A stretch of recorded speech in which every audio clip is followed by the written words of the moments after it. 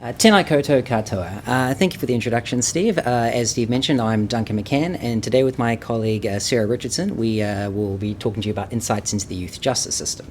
Now, we both work in the Analytics Insights team as part of the Evidence Centre on a number of on doing research and analysis into a number of activities around Oranga Tamariki interventions.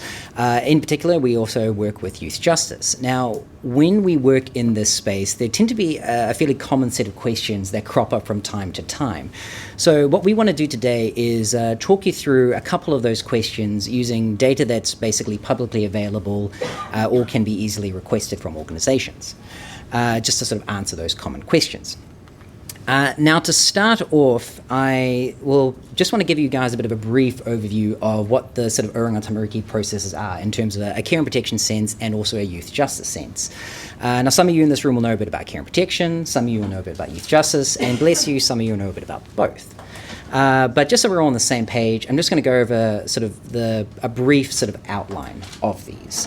And now these are just a very generic outline. In actuality, the system is very complicated, and there are a lot of different pathways that you can take.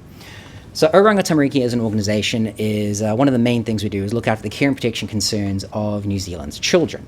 Now, essentially how that works is we as an organisation receive a report of concern about a care and protection risk for a young person. This can come from the public or the police or health or education, a number of different sources.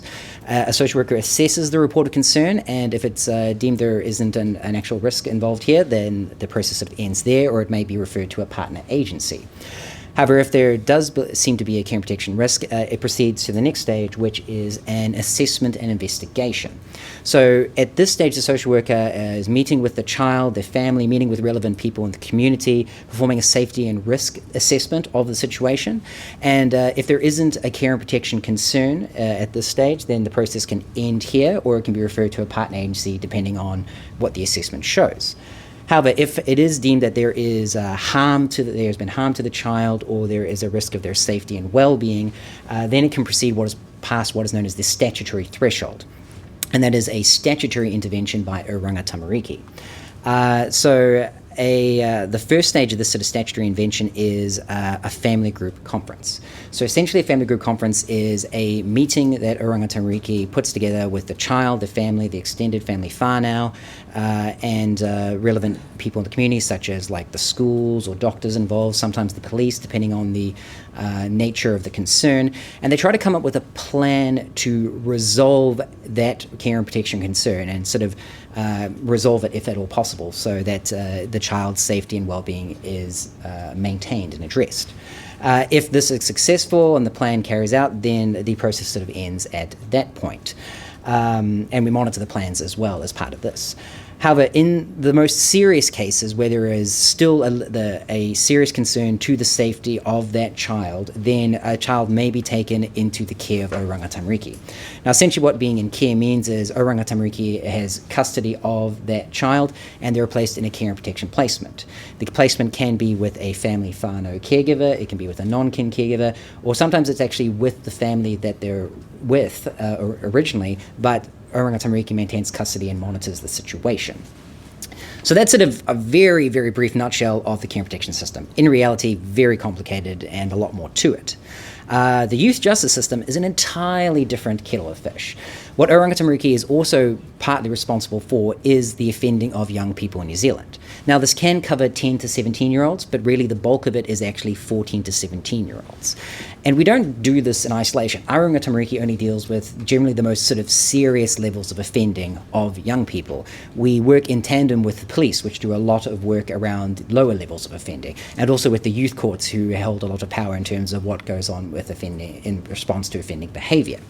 But generally what happens is, for the front end, the police are the front line. They're the on-the-ground boots that are dealing with offences of young people and alleged offending. Now, they actually have a number of options available to them with how to respond to offending at this point. And I'm not going to go into too much detail right now, because I talk about this a little bit later in the presentation. So I'll leave a little bit of mystique around this point for now. But essentially what happens is a lot of low-level offending is dealt with at the police end through a number of options. Depending if an offence is quite serious or there is a lot of serious repeat offending for a young person, the police can refer to Oranga Tamariki for what is known as an intention to charge family group conference. Now, what an intention to charge family group conference is basically what it says on the tin. Essentially, charges are intended to be laid against the young person in court unless Oranga Tamariki and the police work together to formulate a plan to address the offending behaviour. Family group conference at this end is very similar to care and protection. It involves the child, their family, relevant members of the community, the police, but most importantly, we try to involve the victim if at all possible at this stage, because the entire point of this family group conference is around restorative justice. It's trying to have the young person take accountability for their action and make amends, a reparation for whatever offence they happen to have committed. And sometimes it also helps assess the needs of the child and get them the relevant services that they may need. Young person, definitely.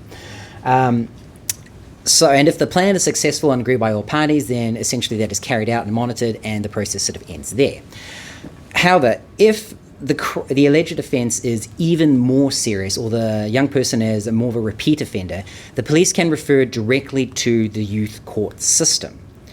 And also, depending on how the plan goes at the intention FGC stage, it can also escalate to court at that stage if it's agreed that court is the appropriate process to go through. So essentially what happens when a young person goes to youth court for an offence, they will have the charges laid against them and they'll have their first hearing. What the court will almost always do is order a court-ordered family group conference. Very similar to the other family group conference. Again, involves the victim and relevant parties, and it is an attempt to deal with that offending and come up with a plan to take accountability and make amends and reparation for that offence. If an appropriate plan is put together and all parties agree and the court agrees as well, then it may end at that point once the plan is carried out and further monitored. Now, what can also happen when a young person comes before court before their first hearing is they can also be remanded by the court. Now, essentially what being remanded means is the court orders that Oranga Tamariki has custody of that young person for youth justice reasons. Now, this could be because perhaps they're a flight risk, perhaps they're considered a danger to others in the community, perhaps there aren't suitable options available for them to be safely bailed back to their community. So essentially what custody in this instance means is that Oranga Tamariki has custody of the individual and they're placed in a youth justice facility. Now, this can be a group community remand home, it could be a youth justice residence, and this period of custody can be relatively short. It can be only a small period of time as part of their court case, or it could be the whole period of time of their court case. It really varies and depends on a number of factors. Either way, if you are remanded, you still get your court-ordered family group conference because it is still attempting to come up with a plan to address that offending. Now, as part of that family group conference plan, if it can actually recommend certain charges may be laid, certain outcomes may be laid against the person in relation to their charges, or the court may consider the aspects of the plan and deem other charges may be necessary over what is recommended. So the types of orders that Oranga Tamariki will be involved with that come out of this, that a young person is charged with at the end of their case, are things like support programs, so for drugs and other for alcohol and other drugs, or mentoring or behavioural therapies, things like that.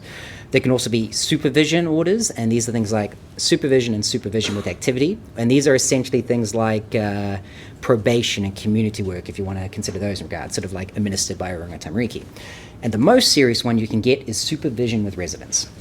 Now, supervision with residence is a order imposed by the court, essentially, that the young person has to serve a period of time in a youth justice residence as a consequence of the offence that they have committed. These tend to be about 3 to 6 months, and they're only really for the most serious types of offences that you will actually receive a supervision with residence order. But you are given into the custody of OT as we are holding you in a youth justice facility.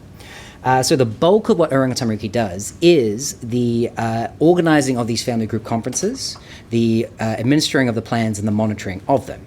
And the other bulk is also the custody of individuals either been remanded into our custody or have been sentenced to a supervision with residence order, along with some of the other programs and supervisions as well. So, now that we understand a little bit about Oranga Tamariki process, and I understand it was quite a bit, let's move into some of the questions that we commonly get asked in this space. And one of those questions is, do care experienced young people move into the youth justice system? Now, when people talk about care experience, they're talking about those who have been in care, in the custody of Oranga Tamariki for a care and protection reason. So what we're going to look at is, we're going to actually look at what does the overlap look like for young people who have been placed in a care and protection placement versus the overlap with those who've been placed into the custody of OT for a youth justice reason, either on remand or supervision with residence. So for this, we looked at some operational internal data for Oranga Tamariki, and we looked at all 18-year-olds at a point in time. So they've aged out of the system, they've had all their time as a young person to interact with Oranga Tamariki, and they're not going to interact with us anymore beyond this point for any of these particular reasons. So all 18-year-olds at a point in time. And what we see is we have about 1,600 18-year-olds who had a care and protection placement at some point in their lives in the past. So the question is, how many of these 1,600 actually also had a youth justice placement, were in remand or supervision with residence? And the answer is actually very few of them. Only 11% of those who had a care and protection placement also had a youth justice placement at some point in their lives. Or if you consider this from the care and protection viewpoint, 89% of these 18-year-olds who had care and protection placements ever touched the youth justice system in terms of being placed in OT's custody for youth justice reasons, which is really the vast majority of them. It's a bit of a different picture if you look at it from the youth justice lens. Of those with youth justice placements, 45% of them had a care and protection placement at some point in their lives. And I'm going to go into a little bit of detail about this overlap in a moment, but first I want to take another view of what the care experience overlap might look like. Beforehand, I talked about statutory involvement. I talked about if you got a family group conference for a care and protection reason, or you were in care for a care and protection reason. So that represents quite a heavy involvement with care and protection. And I want to look at all those with FGCs and all those in care, and I want to look at what was their overlap in youth justice terms, in terms of were they in a placement for remand supervision and residence, or did they receive a family group conference for youth justice reasons, that intention of charge and court ordered ones, because those are directly sort of representative of a serious level of offending. So what we see is, again, we take all 18-year-olds that had all this time to interact with the system, and we see we've got about 2,600 18-year-olds had either a family group conference or a care and protection placement at some point in their lives. And what does the overlap look like in terms of youth justice family group conferences and youth justice placements? It's a bit larger for this overlap. You're looking at about 18% of those who had care and protection also had a YJ statutory involvement. But again, if you look at that from the care and protection perspective, that means 82% of young people who had involvement with care and protection at some point in their lives never even touched the sort of OT formal justice system at all. 82% of them, 4 out of 5. So it's really quite a vast majority. From the youth justice perspective, we again see that there is a relatively large overlap. You're looking at 39% of those who had YJ FGCs or were in our custody had also had a care and protection FGC or had been in care as well.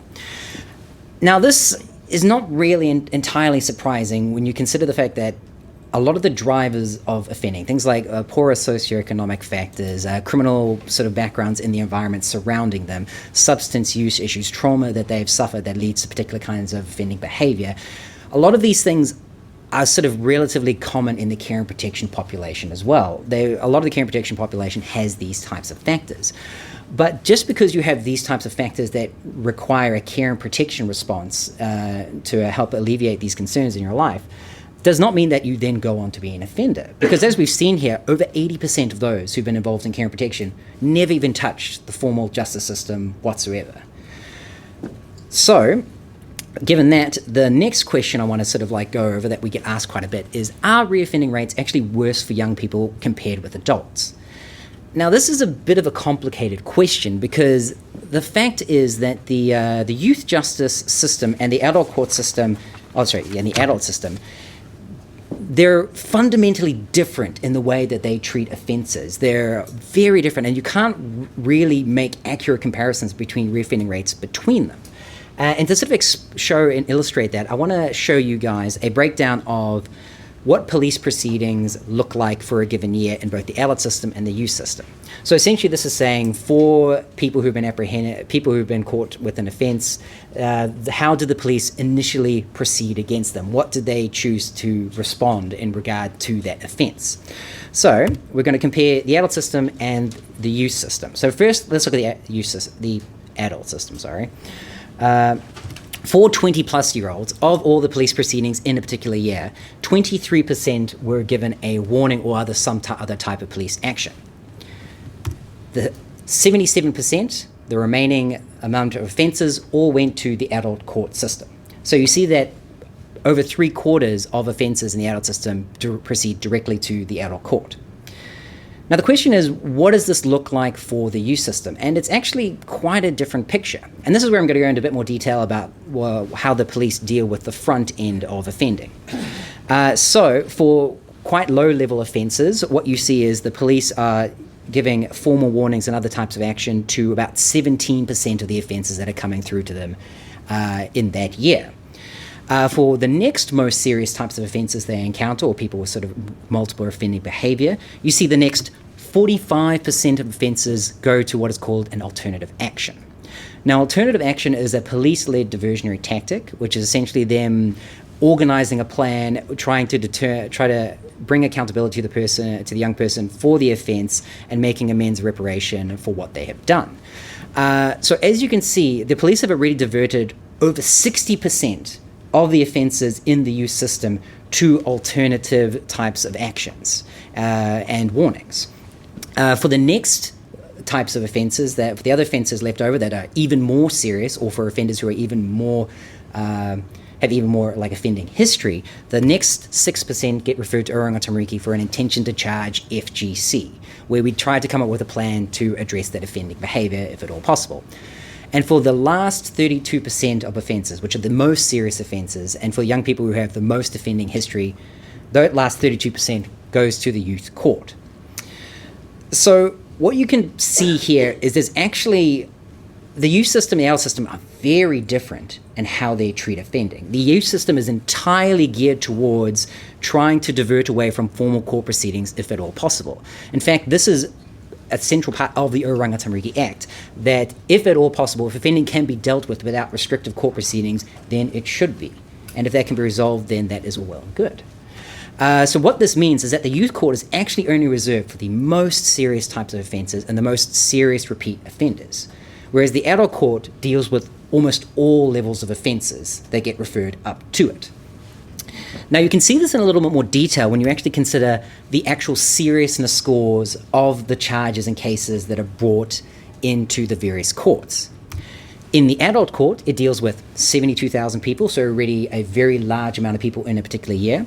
And the average seriousness score of the cases seen at the district court is 113. Now for reference, a seriousness score of about 113 is equivalent to an offence of benefit fraud. And you can see that the median seriousness score is 19, which is much, much lower. So this is sort of indicating that there is a very large proportion of low-level offences in the district court. So what does it look like for the youth court picture? Well, the youth court deals with a much smaller cohort, only about 1,300 individuals. And the average seriousness score in that court is 474, which is 4 times greater than what you saw in the adult court. And for reference, a score of 474 is equivalent to an offence of arson. And you can also see that the median seriousness score, 243, about 13 times greater than what you see in the adult court, is much higher. So there is a much higher distribution of more serious end cases. So ultimately what it comes down to is comparison of reoffending between the adult system and the youth system is very complicated, and you can't really do it effectively because the youth system is geared entirely towards diverting away from formal court proceedings if possible. And the mix of cases that you see in the youth system are much more complex and serious than the mix of cases that come before the adult court. So comparison of just straight up reoffending statistics can be relatively misleading. And that is just me for now, and I will pass it on to my colleague Sarah Richardson, who's going to talk a little bit more about reoffending. Thanks, Duncan. So one of the other questions we get asked quite often is, do a large proportion of young people involved in youth justice go on to reoffend? And if we look at the published youth justice indicators, you can see that 45% of 14 to 16-year-olds with a proven court outcome receive another proven court outcome within 12 months. So quite high. And there's been some research done within the Evidence Centre by Phil Spear into reoffending post high-end youth court orders. So the high-end youth court orders we're talking about here are supervision, supervision with activity, and supervision with residence.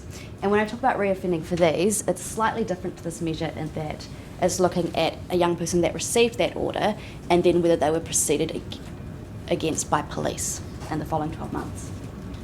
And Phil's research is published on the Evidence Centre website, so if you want to know more, I highly suggest you go and read that. So for those that received supervision, 81% reoffended within 12 months, 82% for supervision with activity, and for the most serious youth court order you can receive, 88% of these young people reoffended within 12 months.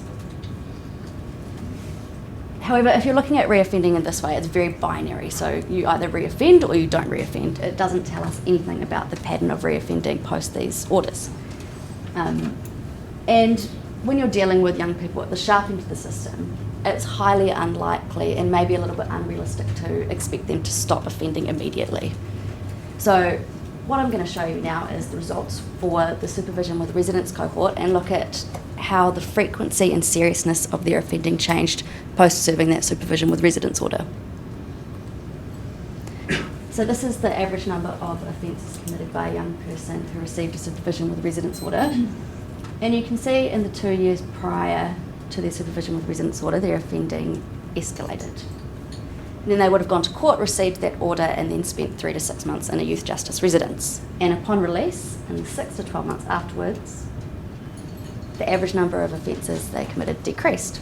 And if you're comparing the 12 months post the order with the 12 months pre the order, 69% of these young people reduced the frequency of their offending. So that's a step in the right direction. However, looking at the number of offences they committed doesn't tell us anything about the types of offences they committed and whether they're just still continuing with the same level of severity or not. So we've also got a view of what the average total seriousness score was for these young people. And a seriousness score is just a way of quantifying the relative seriousness of an offence based on sentences that have been imposed for that offence type. So you can see in the 2 years before the supervision with residence order, the seriousness of their offending escalates, similar pattern to the frequency. And in the 12 months post the supervision with residence order, it decreases again. And comparing the 12 months post the order with the 12 months pre the order, 74% of these young people decrease the seriousness of offending. So although a high proportion of these young people are reoffending, they are decreasing the seriousness and frequency of their offending, possibly putting them on a path to assistance and sending them in the right direction. Another question we get asked quite often is, has youth crime become more serious? So to answer this question, I'm just going to show you some data that shows the number of 14 to 16-year-olds proceeded against by police, and I'm going to show you this by the level of seriousness of their offending. So over the period 2010 to 2018, you can see that low-level and low to medium proceedings decreased quite substantially. So for each of these categories, it's between 2,500 young people over that period. And low-level offences are things like willful trespass and theft under $500 for the low to medium. Medium-level proceedings also decreased, not quite to the same extent, and these are things like theft over $1,000. Medium to high-level offences followed a similar trajectory, and there was around, you can see, 1,200 less young people in 2018 proceeded against compared with 2010, and these are offences like aggravated robbery. Oh no, sorry, burglary. Strike that, it's not aggravated robbery, it's burglary. Very important distinction.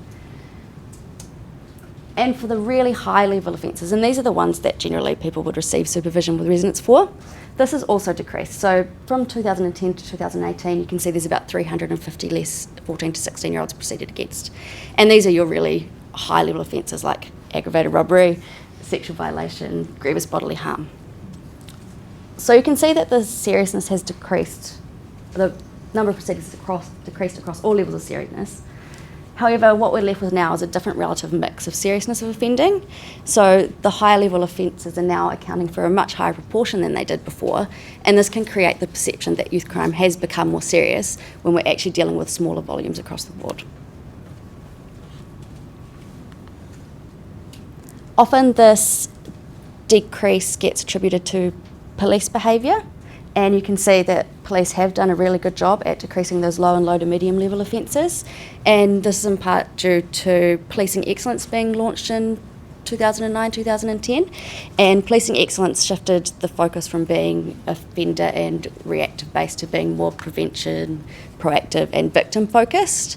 But there are other factors at play, and there are likely actual reductions because police have more limited options in whether they proceed against someone that's committed a high level offence like a grievous bodily harm offence versus a trespassing offence.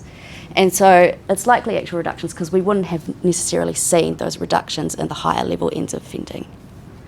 Another reason why it's indicated that these are true reductions is that there are other countries in the world that have seen youth crime reducing as well. So in Australia, over the past 7-year period, there's been a 25% reduction in youth crime. England and Wales are seeing falling numbers of first-time entrants into the system. In the United States, since the mid-1990s, they've had a 75% decrease in youth arrests. And Canada's also seen a 48% decrease in youth proceedings. So that's me. I'm just going to give you a quick summary of what Duncan and I have talked to you about. So we've tried to answer a few key questions that we get asked often. So we've told you that the vast majority of young people and children that are care experienced don't go on to touch the formal youth justice system. You can't really compare reoffending statistics between the adult system and the youth system because they operate very differently and have very different cohorts of people going through them. It's not realistic to expect a young person who is already engaged in serious offending behaviour to stop offending immediately, but Oranga Tamariki interventions do coincide with a reduction in the frequency and seriousness of their reoffending. Youth crime has reduced across all levels of seriousness, more so for low-level offendings, leaving a higher level of seriousness in the mix. And youth crime has also decreased across other countries in the world, indicating that we've got a true reduction in youth crime. That's me, and Duncan.